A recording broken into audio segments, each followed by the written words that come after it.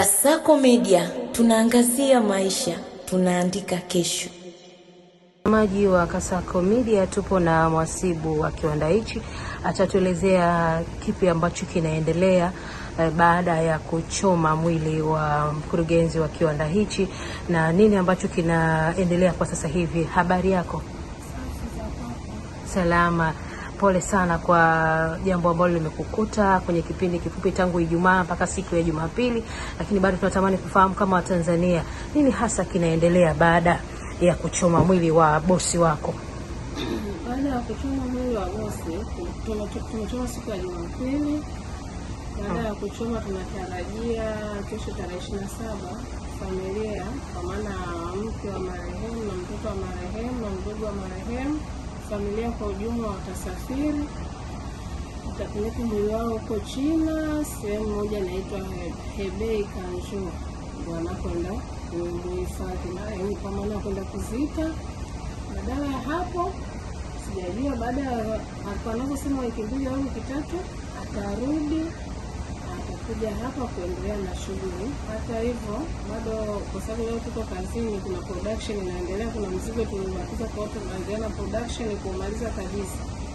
Hata hivyo bado hatujakaa chini, na maana tukishamaliza hao mzigo wafanyakazi wote tunakaa chini na kiongozi wetu, mtu ambaye tumetambulishwa naye, ambaye ni new director, kwamba vipi, je, watakapokuwa wanaondoka wafanyakazi watasimama nyumbani mpaka yeye arudi, au tutaendelea kufanya shughuli za kiwandani zingine mpaka yeye arudi?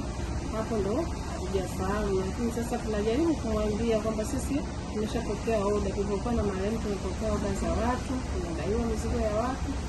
Kwa tutakapokaa tukiongea, tukikubaliana naye kwamba atasema okay, naweza mkaendelea na shughuli au la, hivyo. Kwa hiyo bado hatujakaa kuongea naye, maana kesho anasafiri. Kwa hiyo leo lazima tukae tuongee naye nini kinaendelea baada ya kusafiri, nini kinaendelea kwa wafanyakazi.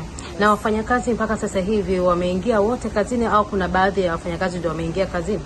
Wafanyakazi wameingia wengi, lakini kuna baadhi wachache wanaruhusa, wengine walilia sana, wanauma, wengine pressure zimepanda, bado hajakaa sawa, lakini still bado tuko pamoja nao na tunaenda kuangalia, wanaendelea na matibabu, na wengine afya zao hazijakaa sawa toka bosi tunaondokewa na bosi. Wenyewe tunamuita mbeba maono yetu, ni baba yetu, kwa tulimzoea sana. Kwa hiyo wafanyakazi wote watarejea, wengi karibia wamerejea, ila bado wachache ndio hivyo, wengine wanaumwa hawajafika. Kwa na hili swali limewashtua sana, ila kwa uwezo wa Mwenyezi Mungu, kama kiwanda kitakuwa kinaendelea na uzalishaji, lazima watarejea wote. Kwa hiyo hatima yenu ya wafanyakazi bado hamjaifahamu mpaka sasa hivi? Yes, kwa hatima ya wafanyakazi tumefahamu, kwa sababu ile siku ambayo tulitoka kuzika, ile tukwenda kuchoma mwili siku ya Jumapili, tuliitwa na mdogo marehemu ambaye anafahamika kwa majina Baosheng GE au Dennis Jerry, jina la Tanzania anaitwa Dennis Jerry. Akatuambia kwamba bosi tumeondokewa na bosi, tumeondokewa na baba yenu, nyinyi ni watoto wake, nyinyi ni watoto wake, wafanyakazi wake. Kwa hiyo hatutaweza kuacha kuendelea na shughuli za kiwanda. Kiwanda kitaendelea kama kawaida, bado kuna taratibu kama familia zinakamilika. Kwa hiyo nishatuambia kwamba kiwanda kitaendelea, kiwezi kusimama. Tutashikamana pamoja, tutaendelea na kazi. Ila hapo sasa ni tunataka kujua leo ni baada ya wao kusafiri kwenda kuzika, au kabla ya kwenda kuzika sisi tutakuwa tunaendelea. Hapo ndo tunatakiwa leo ndo tunakaa tuongee. Baada ya hapo then tutajulisha nini tunaendelea, kama tunabaki au tunasubiri. Watuhumiwa mpaka sasa hivi waliofanya tukio hilo bado hawajapatikana au wamepatikana kwa taarifa ambazo mmepatiwa? Kwa taarifa ambazo nimesema, kwa ujumla jeshi la polisi linaendelea na upelelezi. Kwa hiyo bado taarifa yoyote ya kuhusiana na watuhumiwa kukamatwa hatuna taarifa, kwa sababu kazi tumeachia vyombo vya ulinzi na usalama.